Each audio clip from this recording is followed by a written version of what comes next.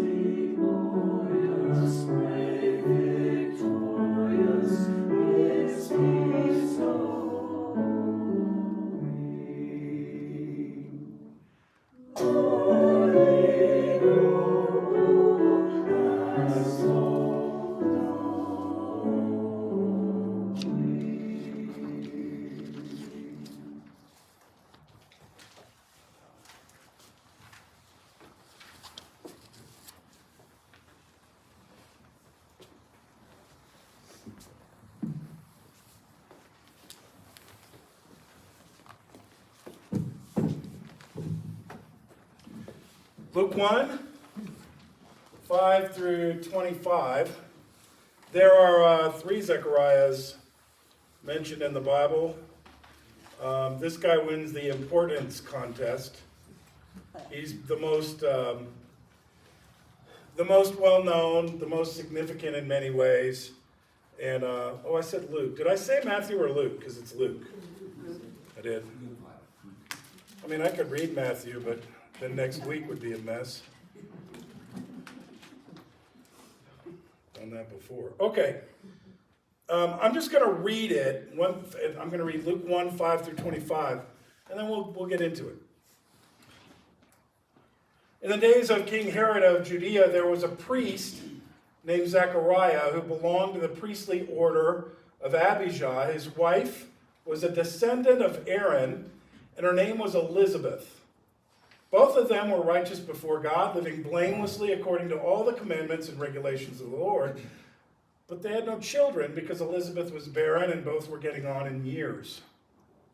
Once when he was serving as a priest before God, and his section was on duty, he was chosen by lot, according to the custom of the priesthood, to enter the sanctuary of the Lord and offer incense. Now at the time of the incense offering, the whole assembly of the people was praying outside. And there appeared to him an angel of the Lord standing at the right side of the altar of incense. And when Zechariah saw him, he was terrified, and fear overwhelmed him. But the angel said to him, "Do not be afraid, Zechariah, for your prayer has been heard. Your wife Elizabeth will bear you a son, and you will name him John. You will have joy and gladness, and many will rejoice at his birth, for he will be great in the sight of the Lord. He must never drink wine or strong drink. Even before his birth, he will be filled with the Holy Spirit. He will turn many of the people of Israel to the Lord their God. With the spirit and power of Elijah, he will go before him to turn the hearts of parents to their children, and the disobedient to the wisdom of the righteous, to make ready a people prepared for the Lord." Zechariah said to the angel, "How will I know this is so? For I'm an old man, and my wife is getting on in years." And the angel answered, "I'm Gabriel. I stand in the presence of God, and I've been sent to speak to you and bring you this good news. But now, because you did not believe my words, which will be fulfilled in their time, you will become mute, unable to speak until these things occur." Meanwhile, the people were waiting for Zechariah and wondered at his delay in the sanctuary. And when he did come out, he couldn't speak to them. And they realized he'd seen a vision in the sanctuary. He kept motioning to them and remained unable to speak. And when his time of service was ended, he went home. After those days, his wife Elizabeth conceived, and for 5 months she remained in seclusion. She said, "This is what the Lord has done for me when he looked favorably on me and took away the disgrace I've endured among the people." The word of the Lord.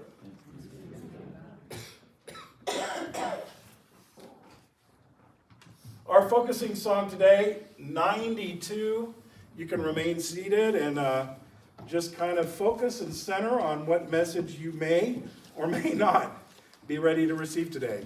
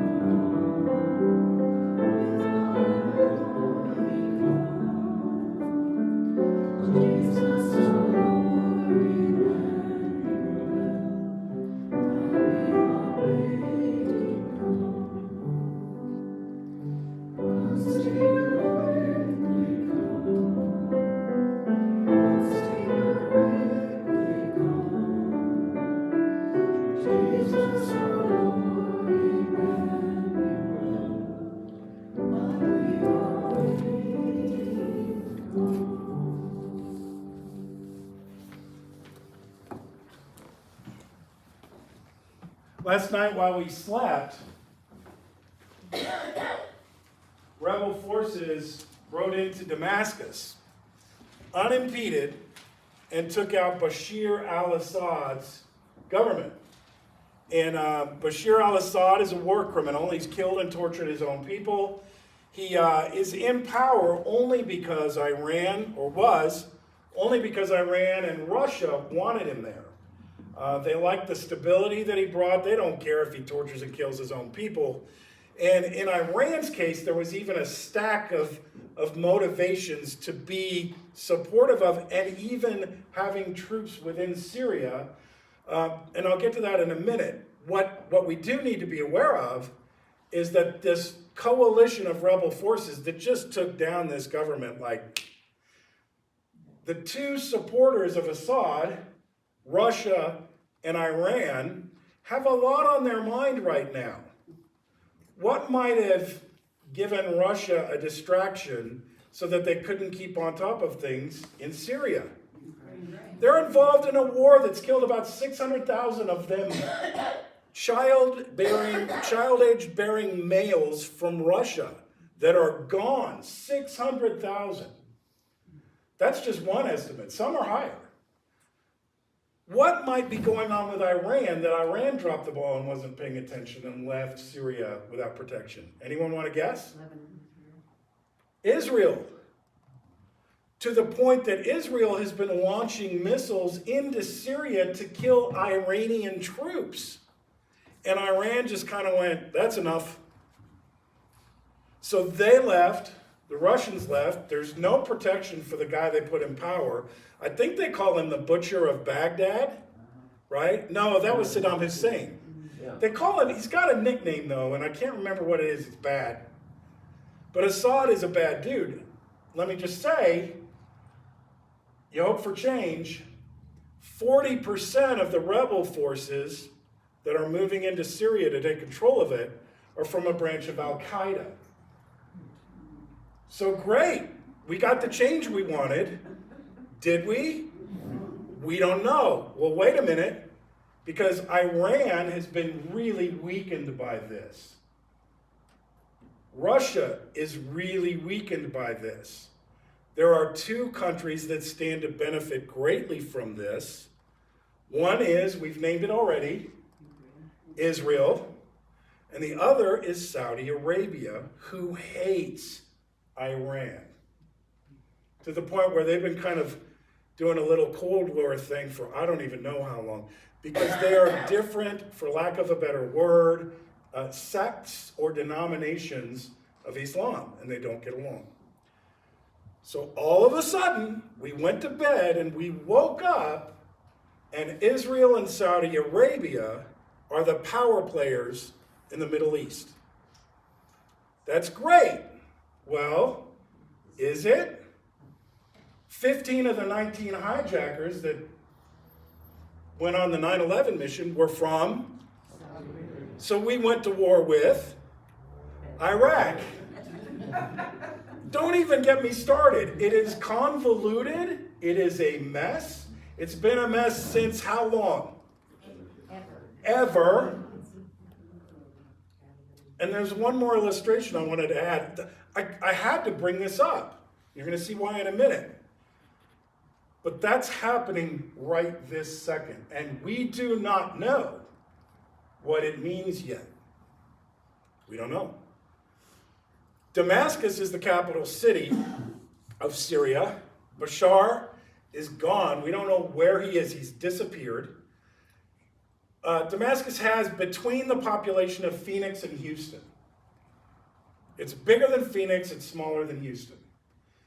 There is a shrine in Damascus that has quite the claim. One of their revered prophets, their honored, sacred prophets, his head is in the shrine in Damascus, and there is grief and wringing of hands because we don't know what the rebels will do with this shrine. Anyone want to guess whose head is claimed to be in the shrine, the Muslim shrine in Damascus? John the Baptist, the revered Muslim prophet. Interesting. We could lose John's head. If it is his head, I have no way of telling you what I think of that. Aleppo is not the capital city of Syria. Damascus is. But they have another mosque and shrine in Aleppo. The minaret of that mosque was completed in 1090. It has been working ever since. In 66 years, it'll be 1,000 years old. How old is the Washington Monument? It's not 1,000. This also has a shrine in it. A shrine that's very important to Muslims, particularly Muslims from Iran. That person who's buried in that shrine is related to John the Baptist. Anyone want to guess? Zechariah, the revered Muslim prophet. Zechariah. Now, I don't know. I haven't studied it. I am not a Muslim. I have no idea. I have no idea if those artifacts appeared 600 years after. I don't know. But a lot of people believe that they are there. And Aleppo also is the size, larger than Phoenix, smaller than Houston.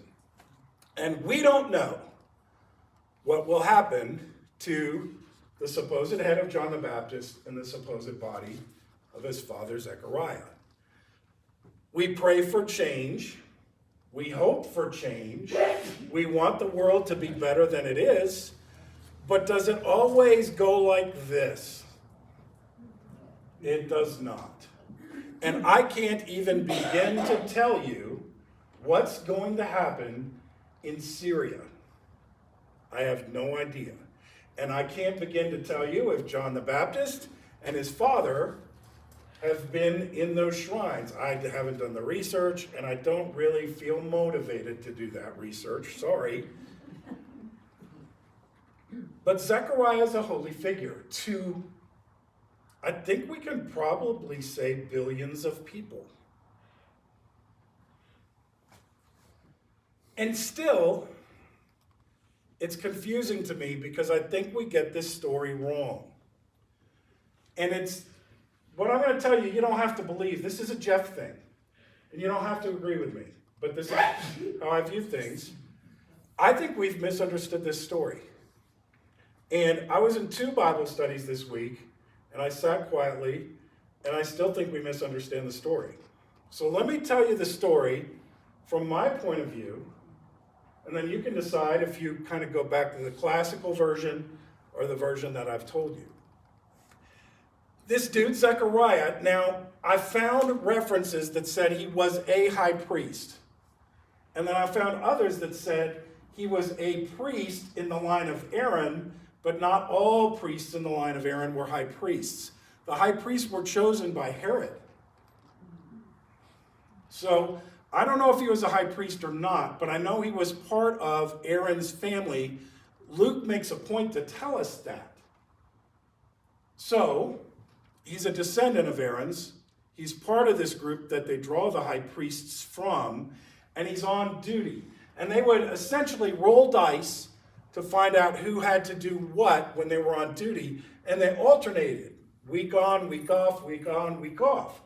So you'd work for a week, go home for a week, come back, roll the dice, find out what your job is that week, do it for a week, and go back home. Easy peasy, right? He got the dice, the lots, that said, okay, you got incense today. And incense was something that you did alone. So he goes into the temple and does it. I can't tell where in the temple. I should probably know. I want to say it was the Holy of Holies, but that was one day a year. This doesn't sound like that. This sounds like a daily or weekly obligation to do. To keep the temple in order, to keep the candles burning and the incense burning. While he's there, he gets news that did you catch that little line, your prayer has been answered? So he's wanted a child. That prayer, to my way of thinking, was probably prayed 40 years before. I don't think he's been praying that prayer. I don't think that's a prayer that's rolled off his tongue in decades. Because what do we know about him and Elizabeth? And you can do it, like, if physically it's possible, you could do it